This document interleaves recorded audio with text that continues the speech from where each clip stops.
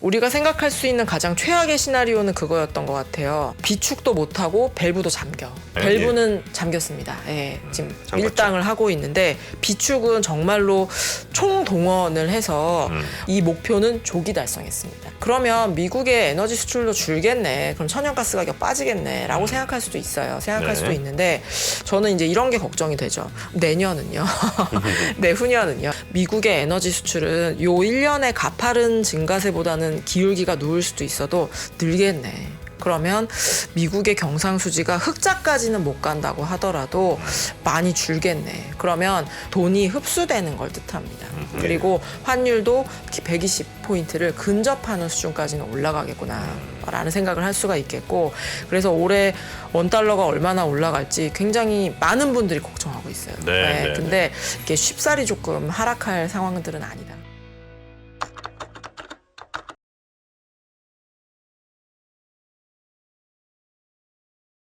네, 아유 시간이 좀 많이 지났네요. 예. 네, 제가 말을 좀 줄이도록 하겠습니다. 자, 우리 김효진 연구원님 어서 오십시오. 반갑습니다. 네, 반갑습니다. 안녕하세요. KB증권의 김효진입니다. 네. 예. 자, 오늘은 어떤 얘기로? 오늘 환율하고 연결되는. 환율. 네, 저 오늘 방송을 들으면서 사실 감동을 받으면서 왔어요. 아, 정프로. 네, 환개입하신다. 근데 네, 환개입. 사실은 제가 그때 너무 깜짝 놀란 게 네. 정프로님 아마 이제 밤에 일어나서 미국 주식은 좀 보실 수도 있는데 네. 역의 환율까지는 아마 안 보실 것 같아요. 그렇죠? 제가요? 네, 보시나요? 끝까지 들어보세요. 네. 역의 환율이 안 어제 보죠. 90원을 넘었었어요. 1390원. 진짜요? 네, 그래서 저도 1390원이요? 네. 순간 넘어서 이랬는데 아침에 일어났는데 그게 수습이 됐었더라고요. 그래서 아마 정프로님 마음을 먹은 순간에 아, 시장은 예, 그렇게 움직이지 않았나. 양자역학입니다. 괜히 얘기했어. 보는 순간 예, 슈레딩거의 환율이 이미 움직이고 있어요. 네.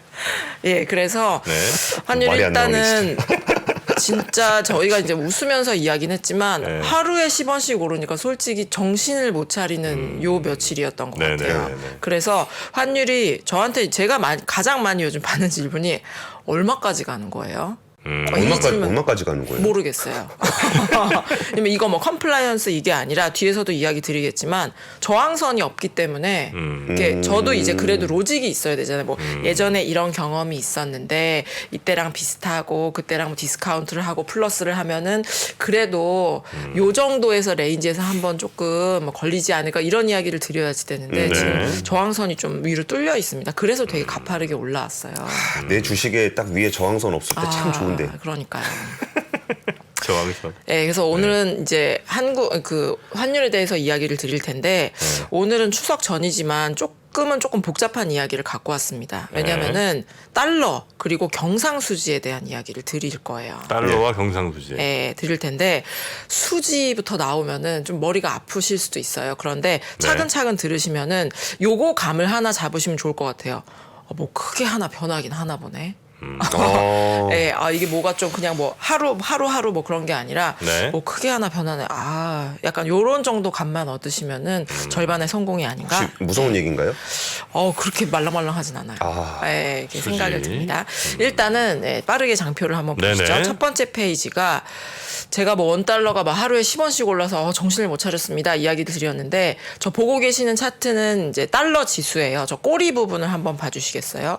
꼬리 부분을 보시면은 저렇게 한 60도, 70도의 각도로 이렇게 쭉 올라가고 있습니다. 예. 그래서 저 정도의 각도로 올라갔던 거는 테이퍼 텐트럼 뭐 나왔을 때 뭐 그때 말고는 사실 처음이거든요. 그래서 이제 5, 6년 만이고 제가 일부러 가로축을 좀 흐리네요. 가로축을 비교를 해왔는데 달러는 지금 2001년에 세웠던 이종 고점을 향해서 되게 가열차게 올라가고 있는 것처럼 보입니다. 예. 제가 이제 몇 주 정도 전부터 계속 원달러가 되게 가파르게 올라가고 있는 거는 되게 정신이 없기는 한데 달러보다 더 올라가고 있진 않습니다. 지금 글로벌 외환 시장은 기승전 달러입니다. 뭐 이런 이야기 많이 드렸었는데 이번 주 지난주에 그렇게 많이 올랐지만 사실 되게 벗어나진 않았어요. 네. 그러니까 제가 지난주에 아마 지지난주죠. 이런 이야기 드렸을 거예요.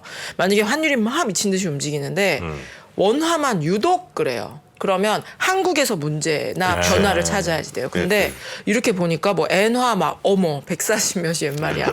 엔화 뭐 난리 나고 위안화도 뭐 이렇게 좀 막고 있긴 합니다만 7 거의 근접한 수준까지 왔거든요. 이렇게 다마 얘도 난리 쟤도 난리 뭐 이런 상황이다라고 한다면은 달러가 문제구나. 달러에 뭐가 변화가 있구나. 그럼 미국에서 뭐가 되게 큰 변화가 있는지를 우리 찾아야지 돼요. 네. 예. 근데 달러가 굉장히 빠르게 강세로 갔던 시점들이 잭슨홀부터 더 빨라졌습니다.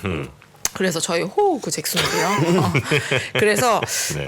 그냥 이렇게 뉴스를 쭉 보신 분들이라면은 역시 좀 표현은 그렇습니다. 파월이 여럿 잡네. 잭슨홀에서 많이 아마 잡았죠. 회의가 있었던 것들이 외환 시장에도 영향을 미쳤구나라는 생각을 하실 수도 있을 것 같아요. 그러면 그 말이 맞다면은 이번 FOMC 지나면은 좀 괜찮아져야지 되겠네요.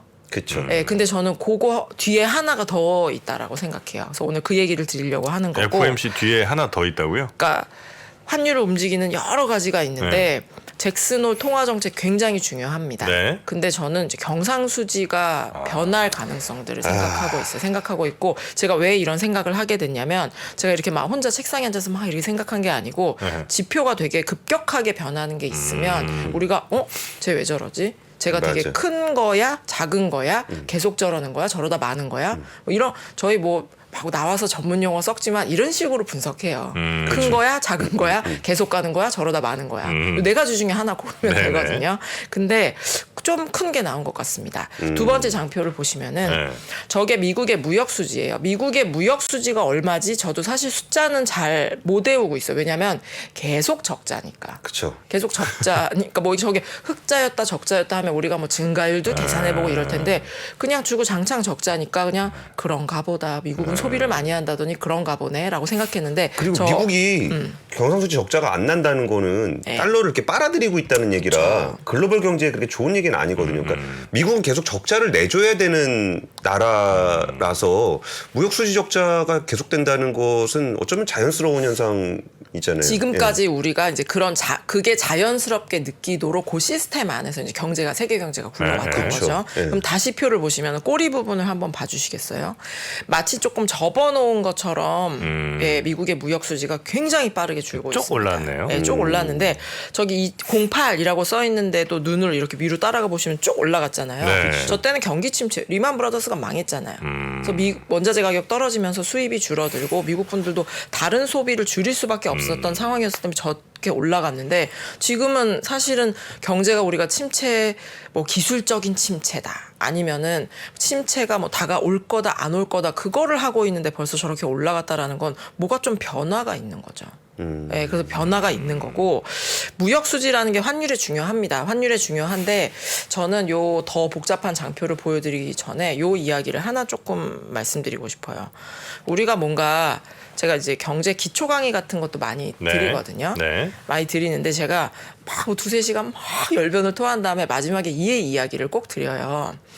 증권사, 연구소, 보고서가 엄청 많이 나와요. 요즘 유튜브도 엄청 많잖아요. 네. 근데 저도 이렇게 매주 열심히 그래도 준비를 하지만 어떤 때는 고용이 요렇고요. 뭐 물가는 이럴 것 같고요. 그래서 이렇게 플로우를 짚어드릴 때가 있습니다. 그런 것도 되게 중요할 때가 있어요. 그런데 어떤 이제 특히 보고서 중에서 모모의 구조적인 변화가 구조적이라는 단어가 들어가면 그 보고서가 되게 읽기 빡빡하더라도 한 번 좀 보셨으면 좋겠다. 이건 산업 보고서도 마찬가지예요. 뭐 자동차 보고서가 나왔는데 뭐 2차 뭐 전기차 시장에 구조적인 변화가 예상된다. 그러면 지금은 굉장히 작을지언정 굉장히 크게 될 수 그쵸. 있다라는 얘기거든요. 이게 외환 시장에도 저는 마찬가지인 것 같아요. 그러니까 무역 수지가 줄어들면 달러가 강세로 가겠죠. 예.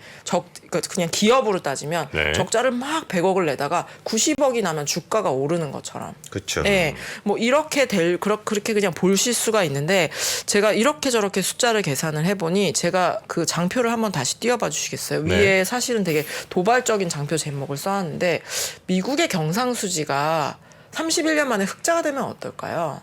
흑자는 안 되지 않을까요? 정말 공포스러운데.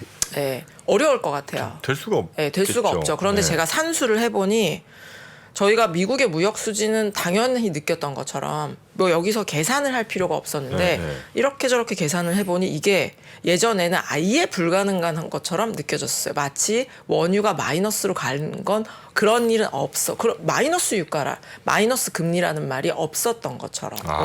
그런데 지금 이렇게 저렇게 계산을 해보니 확률은 여전히 굉장히 낮습니다. 그런데 이게 산수가 안 되지는 않네? 라는 수준까지 조금 왔네요. 미국이 뭘 하면 흑자가 돼? 그러면은 바로 요거부터 조금 보시죠. 네. 장표를 한번 보실까요? 네? 장표 제목부터 그럼 한번 읽어봐 드릴게요. 에너지 수출이 바꿔놓고 있는 미국 경상수지 그림입니다. 에너지.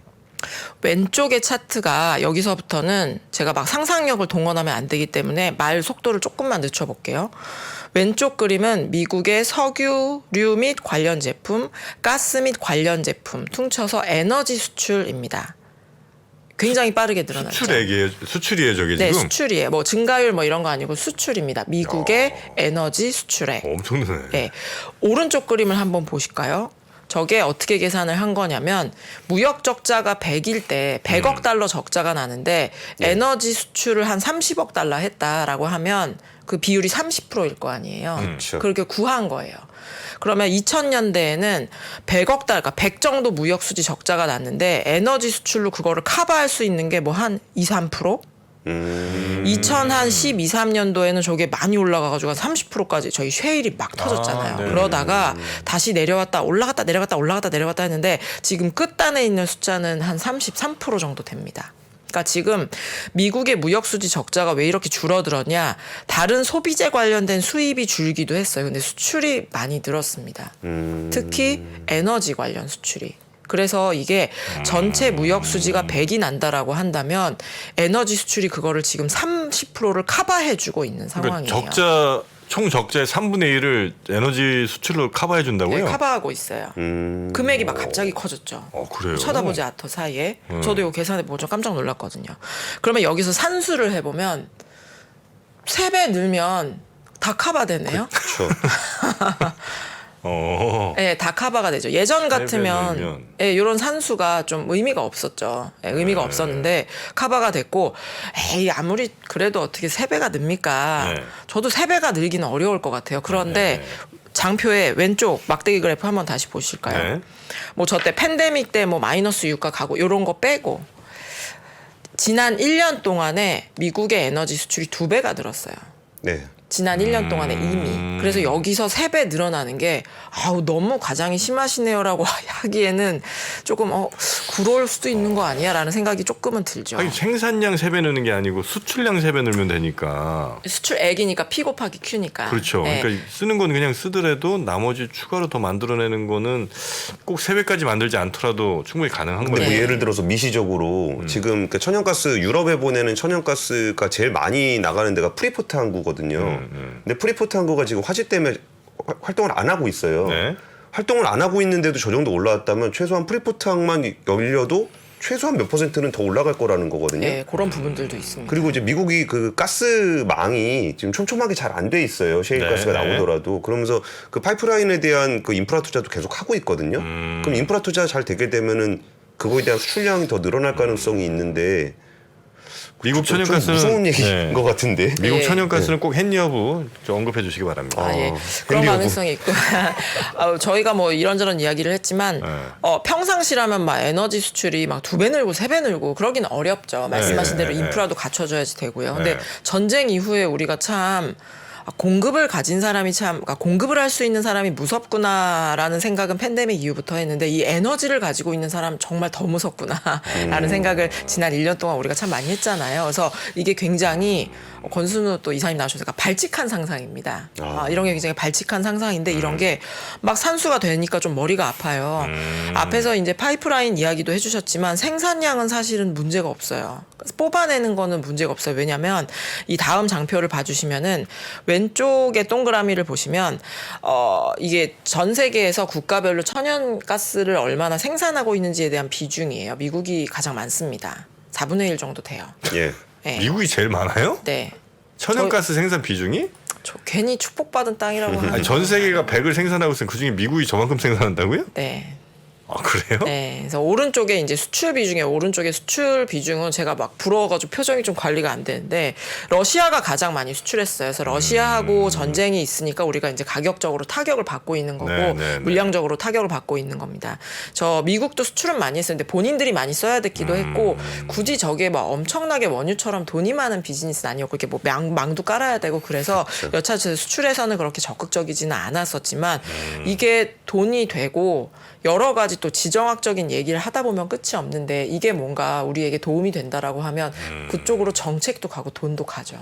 그래서 미국의 경상수지가 흑자가 될 수 있다라는 거는 굉장히 발칙한 상상만은 아닌 상황이 됐습니다. 그러면 이 경상수지가 흑자가 되면 달러 강세 가겠죠. 근데 진짜 조금 이게 외환 시장에서 그렇게 막 급격하게 반응을 할까요? 그거는 한번 좀 짚어봐야 될 문제잖아요. 예.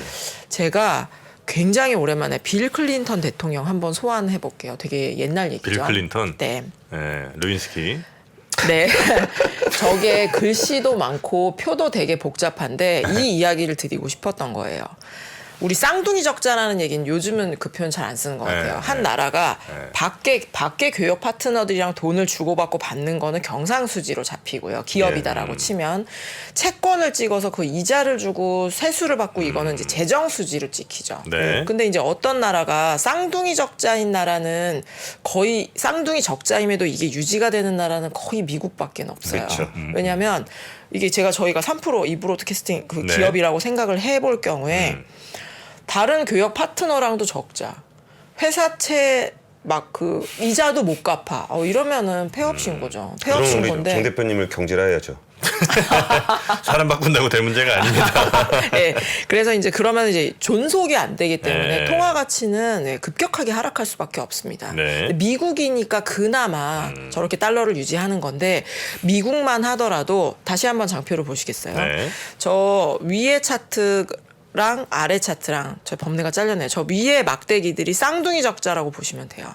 그러니까 저게 밑으로 많이 가 있으면 쌍둥이 적자, 경상수지하고 재정수지 적자가 커진 거고 저게 이제 위로 올라갈 경우에는 쌍둥이 적자 폭이 줄어드는 겁니다. 줄어드는 건데 밑에 환율하고 눈으로 이렇게 얼추 보시면은 비슷한 궤로 흘러가요. 이게 제가 86년부터 한 20년짜리 차트를 가지고 왔는데 훨씬 길게 그리면은 더 좀 이게 저 쌍둥이 적자라는 게 그냥 경제학 교수님들이 하는 말인 줄 알았는데 환율에 영향을 좀 주긴 주는군 이런 감을 잡으실 수 있을 겁니다. 이야기를 다시 돌아와서 왜 빌 클린턴 대통령이 나와야 되냐면 저 위에가 잘 보이실지 모르겠어요. 그러니까 항상 우리가 지금 글로벌 시장에 뭐가 제일 문제입니까? 물가. 그로 인해 파생된 금리가 가장 키포인트잖아요. 그쵸. 금리의 방향이 바뀌면 많은 게 바뀌죠. 그래서 항상 되게 큰 게 변하는 게 문제예요. 그러면 제가 저기 재정수지 재정적자 급증 이렇게 써놨는데 90년대 초반부터 어떤 문제가 있었냐면 미국의 재정수지 적자 되게 많이 늘어났어요.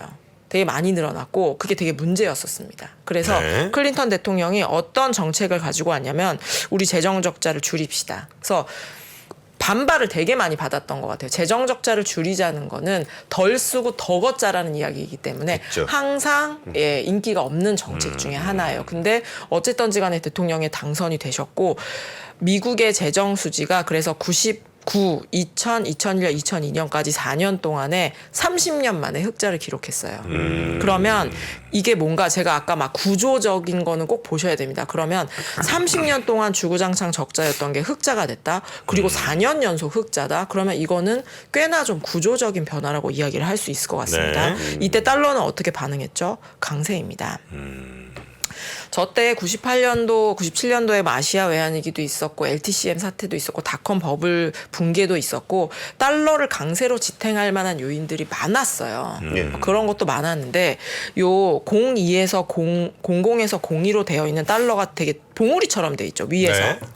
저게 미국에 도전하는 대항마가 없어서 뭐 그런 부분도 있었지만 제가 볼 때는 저 재정 수지가 구조적으로 변한 게 제가 볼 때는 큰 영향을 줬던 것 같아요. 재정 수지가 구조적으로 변했다. 구조적으로 흑자. 변했다라는 거는 미국이 이제 세금을 더 걷지 않아도 자기 안에서 투자를 잘하고 복지도 잘할 수 있다라는 이야기거든요. 네. 그래서 돌아서 이야기하면 이미 우리는 2000년대 초반이지만 뭔가 저 쌍둥이 수지를 구성하는 재정 수지에서 구조적인 변화가 있을 때 달러가 외환 시장이 강세로 화답했던 걸 기억하고 있습니다. 그리고 저희가 앞에서 경상수지가 에너지 수출이 실제 막 2배, 3배 늘지는 지켜봐야죠. 작은 숫자 아닙니다. 굉장히 큰 숫자예요. 그런데 뭔가 이게 굉장히 불가능한 게 아니라 가능성이 좀 생겨나고 있는 거 아니야? 라는 좀 생각을 할 수 있을 경우에는 달러는 지금처럼 강세로 반응합니다. 그래서 저희는 올해 연말까지 외환시장이 되게 뚜렷하게 안정되기는 어렵다라고 생각하고 있어요. 네. 어렵다라고 생각을 하고 있고 내년부터는 원달러가 내려갈 거다라고 생각은 하고 있지만 내년부터요? 네, 내년부터 멀어 보이죠. 네, 그래서 내년부터는 내려갈 거라고 생각하고 있지만 걱정이 사실 됩니다. 많이 못 내려갈 것 같고 지금 저희가 천연가스 에너지 수출로 다시 한번 돌아보면 그럼 제가 이야기를 쭉 이렇게 풀어온 걸 어떻게 풀어왔냐면 뭔가 구조적인 최근에 이제 달러가 강세로 간 데에는 잭슨 홀 매파적인 통화 정책도 영향을 줬지만 뭔가 경상수지 같은 우리가 평상시에 보지 않는 무거운 데이터에서 구조적인 변화의 가능성이 있다라는 거고 에너지 수출이 굉장히 빠르게 늘어나고 있고 여기서 2배 반 정도 늘어나면 우리가 한 번도 30년 동안 보지 못했던 미국의 경상수지 흑자라는 단어가 레포트에 등장할 수 있다라는 거죠. 그러면 앞으로는 저희가 뭐 지금 시장에 주식시장에도 중요하지만 천연가스 가격, 천연가스 동향이 굉장히 중요해졌어요. 그쵸. 굉장히 중요해졌고 지금 요 며칠 사이에 천연가스 가격은 다행히도 빠지고 있습니다. 그래서 천연가스 시장이 되게 앞으로 단기적으로는 외환시장이 굉장히 중요할 것 같고 네. 상황을 짧게만 업데이트 해드리면 6페이지 왼쪽 차트를 보시면 우리가 생각할 수 있는 가장 최악의 시나리오는 그거였던 것 같아요. 비축도 못하고 밸브도 잠겨가 최악의 상황이었죠. 네. 근데 밸브는 잠겼습니다. 예, 지금 잠갔죠. 밀당을 하고 있는데 비축은 정말로 총동원을 해서 원래 목표가 80%였어요. 저장 가능한 그 저장 탱크에 80%씩 채우는 게 목표였어요. 이러면 3개월 정도를 아껴 쓸 수 있다고 하더라고요. 네. 근데 이 목표는 조기 달성했습니다. 초과 달성했죠, 거의. 예, 초과 달성했는데 이제 그러면 미국의 에너지 수출도 줄겠네. 그럼 천연가스 가격 빠지겠네라고 생각할 수도 있어요. 생각할 네. 수도 있는데 저는 이제 이런 게 걱정이 되죠. 내년은요. 내후년은요. 이게 에너지 체계를 근본적으로 바꾸는 데는 시간이 걸리는데 내년에 유럽은 이미 이제 올해 겨울 지나지도 않았는데 올해 목표는 80이었잖아요. 내년 목표는 90%예요. 저장량의 90%를 채우는 것이 네. 이미 지금 올해 겨울이 지나지 않은 유럽, EU의 목표입니다. 그래서 P는 하락할 수 있어요. 뭔가 매출, 수출은 P 곱하기 Q잖아요. 네. P는 하락할 수 있을 것 같아요. 그런데 이 물량을 당겨와야 되는 이 수요는 줄어들지 않습니다. 그렇다라고 한다면 미국의 에너지 수출은 요 1년의 가파른 증가세보다는 기울기가 누울 수도 있어도 늘겠네. 그러면 미국의 경상수지가 흑자까지는 못 간다고 하더라도 많이 줄겠네. 그러면 권 이사님이 꼭 집어서 잘 이야기해 주셨죠. 돈이 흡수되는 걸 뜻합니다. 그리고 환율도 달러도 이 기세로 뭐 110, 120, 130 천장을 뚫지는 못할지언정 2001년도에 우리가 봤었던 120에 근접한 120포인트를 근접하는 수준까지는 올라가겠구나라는 생각을 할 수가 있겠고 그래서 올해 원달러가 얼마나 올라갈지 굉장히 많은 분들이 걱정하고 있어요. 네. 근데 이게 쉽사리 조금 하락할 상황들은 아니다. 그리고 그 배경에는 미국의 이 경상수지의 구조적인 변화들이 있는 거고 그리고 미국의 수출 데이터는 우리가 사실 볼 일이 별로 없었죠. 근데 미국이 수출을 계속 특히 에너지 수출을 계속해서 잘 하고 있는지 못 하고 있는지가 우리 원달러 환율에도 즉각적으로 영향을 주니 그런 부분들을 좀 체크해 볼 필요가 있겠다라는 이야기를 좀 드리고 위원님 말씀 들으니까 제가 처음에 그 얼마까지 올라가냐고 여쭤봤잖아요. 근데 그게 아니라 언제까지 이루고 갈지가 훨씬 더 중요한 상황이 될 것 같고 네. 이런 좀 고환율 시대를 우리 산업계나 우리 경제계가 어떻게 대응해야 될지도 그러니까 잠깐 하다 말겠지 내년까지는 버티면 되겠지가 아니라 이런 달라진 경제 환경을 어떻게 적응해 나가야 될지를 좀 고민해 봐야 되겠다는 도전이 좀 드네요. 변화가 크잖아요. 지금 요 몇 년 팬데믹뿐만이 아니라 몇 년 사이에 물가도 막 9% 10%가 웬 말이에요. 우리 막 디플레 보고서 막 5년 전에 썼는데 근데 굉장히 많은 게 바뀌고 있고 말씀하신 대로 환율도 좀 1,400원이 웬 말입니까? 예, 그래서 여러 가지가 바뀌었는데 여기에 대해서 지금은 그 어느 것도 이러다 말 거야. 굉장히 빠르게 제자리로 돌아올 거야라는 생각은 조금 하긴 어려운 상황이고 저희가 또 계속해서 콘텐츠를 통해서 업데이트 분석해드리도록 하겠습니다. 근데 물가가 아니라 환율이 이렇게 세면 달러가 세면 미국 물가는 좀 확실히 떨어지겠네요, 그죠?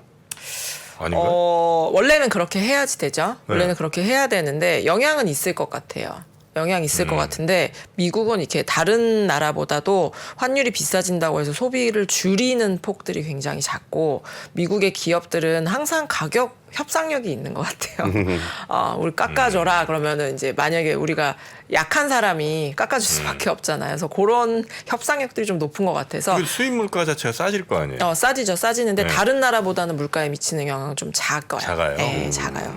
근데 뭐 휘발유 가격 내려왔으니까 이번 저희 연휴 끝나고 발표될 물가도 이렇게 아주 걱정할 필요는 없다. 다만 아직까지 모든 거를 이렇게 이 경계를 늦출 수 없는 게 되게 사람 힘들게 하는 계속 네, 경계를 네. 늦출 수 없다. 경계를 늦출 수 없다.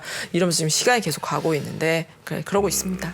알겠습니다. 네. 자, 우리 김효진 위원님과 함께 오늘 또 환율, 미국 달러 얘기를 좀 해봤고요. 미국이 흑자국으로 많이 가게 되는 날은 어떤 변화가 또 올지. 그러면 안 와야죠. 안 와야죠. 달러 패권이 끝난다는 얘기랑 또 비슷한 얘기여가지고 진짜 무시무시한 변화에 대한 얘기를 좀 해주신 것 같기는 해요.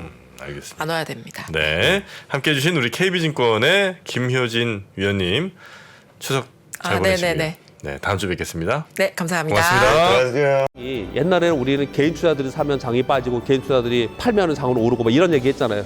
그런 얘기 하는 사람들은 정말 진짜 물러나야 돼요. 제 경험상 캐시가 최고입니다. 10년 있으면 엄청난 기회가 와요. 평일 600석 전석 매진 2022 하반기 자산시장 대전망이 온라인으로 출시됐습니다.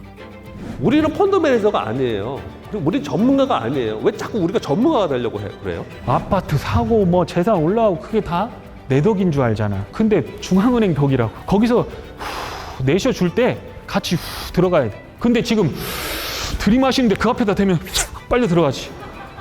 주식 부동산 투자에서 꼭 알아야 할 핵심 포인트를 압축한 5시간의 강의 2022 하반기 자산시장 대전망. 자세한 사항은 3프로TV 영상 하단의 댓글을 확인해 주세요.